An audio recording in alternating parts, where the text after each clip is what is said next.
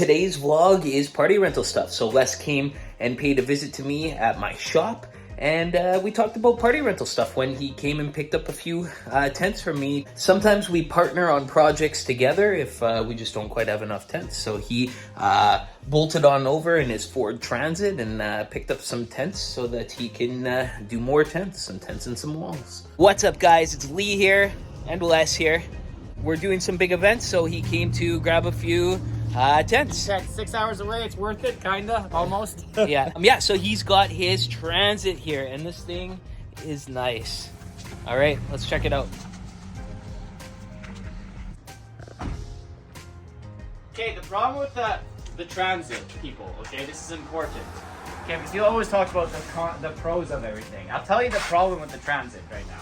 The biggest problem is you got to get some sort of inner body kit, because these walls are so thin.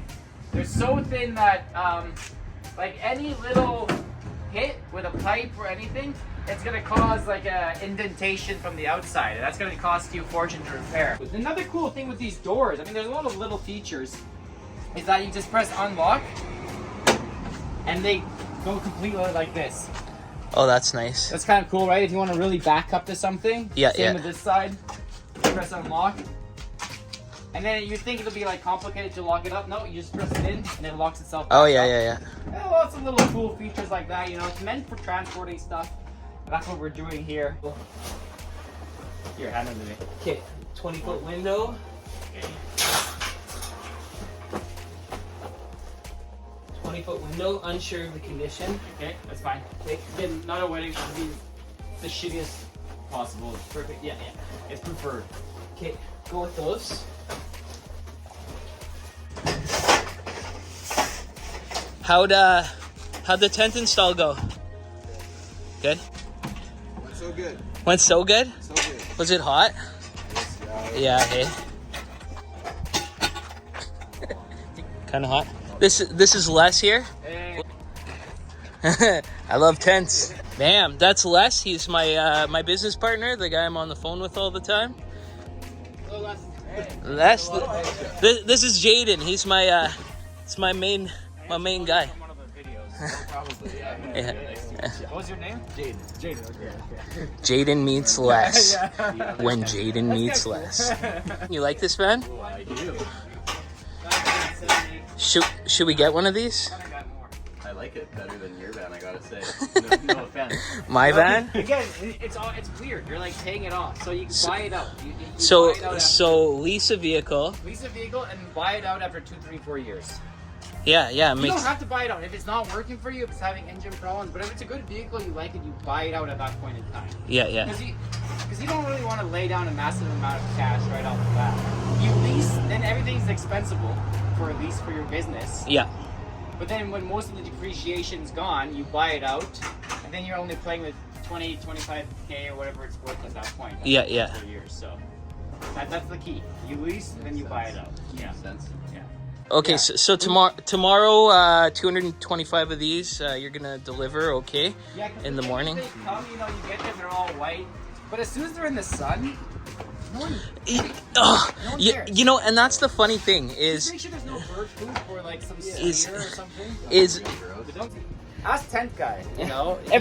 he Like, does. He yeah. says, you know, don't be so go crazy crazy. on Don't go cleaning. crazy. The Yeah. funny thing is, you're You like, want no it one. clean, but you don't want it like epically clean because it's gonna get dirty anyway. It's true, and no one sees it in the sun. You're absolutely right. Like, see this part here? This is where we do our cleaning, right there, and it's in the shade for most of the day while we're doing the cleaning. And then when the sun decides to come around, and it starts peeking through right when we're done cleaning, I realize that you can't even see the dirt. You can only see it in the shade. Yeah. So Don't go crazy cleaning, like because you're putting your time cleaning when you can do something much more valuable. You know, way more valuable. it's true, especially oh, it's 225. You better have those things clean. Yeah, but the 225 of those going out, and then 500 of those going out, and 260 of those going out, and 30 of those going out. You're going to spend the whole damn week, all your payroll money, just on marking something up. And then when it gets to the client, you're going to treat it like crap anyways. And it's going to come back filthy, and you're going to be like, damn.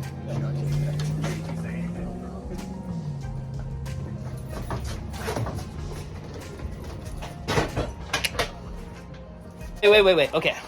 We're loading stuff into the vehicle. Say we're loading these pipes individually. Usually you wouldn't do it individually, but if it was like Lee and I loading, I'd go like this. 1. You'd be over here loading another 2. I'd grab another one and I'd yell out 3. As soon as it touches the ground, 3. And I yell it out so the other guys know. So that no one can lose count. So we're like, what are we at? And then the other person would know. You want to be as close to your items that you're loading as possible.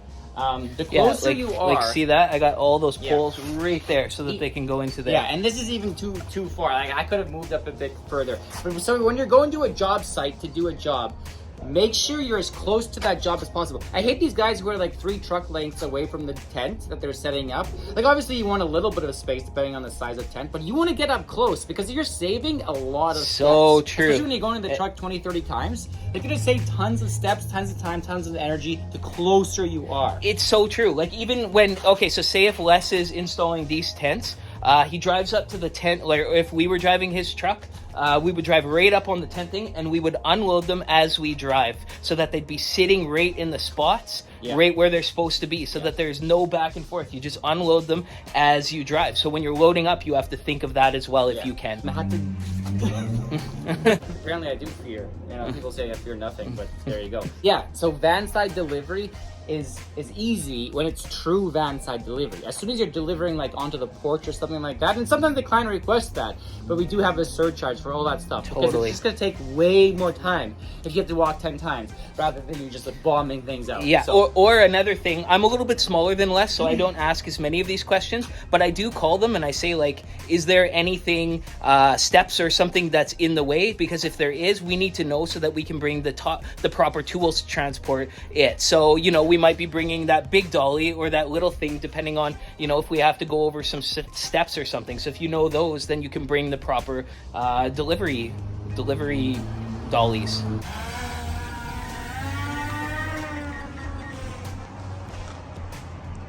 Can you see on there what's... yeah. Oh shit. Altitude reached. There might be some restrictions here. So we're at the buffet. We're at the restaurant from around the corner of my shop, and we're just strategizing about some new offerings that we're going to be offering you in the future, which I can't tell you about because it's top secret. Oh. Perfect. So that's good talk for now. We'll talk to you later. Watch our podcast coming soon in 6 months or so. Thanks for coming to my shop, Les. All right, we'll see you on the next one. See you later. You stay classy. Oh, that was weird. Thanks for watching, guys. If you like this video, you know what to do. And as always, you stay classy.